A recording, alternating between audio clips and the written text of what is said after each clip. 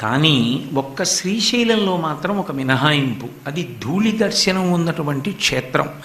ధూళి దర్శనము అన్న మాటకు అర్థం ఏమిటంటే, ఈశ్వరుడు ఎంత కిందకి దిగిపోయి రావాలో అంత కిందకి దిగి వచ్చేస్తాడు. అందులో కేవలము పితృప్రేమ తప్ప ఆయనకి ఇక సంప్రదాయ నిష్ట పాటించాడు. అందుకే లోపలికి యథేచ్ఛగా వెళ్ళిపోవడానికి ఒక్క పర్యాయం మాత్రం అవకాశం ఉంటుంది. మిగిలిన పర్యాయాల్లో అలా వెళ్లకుండా ఉండడం మంచిది. లోపలికి వెళ్ళేటప్పుడు శౌచంతో వెళ్ళాలి.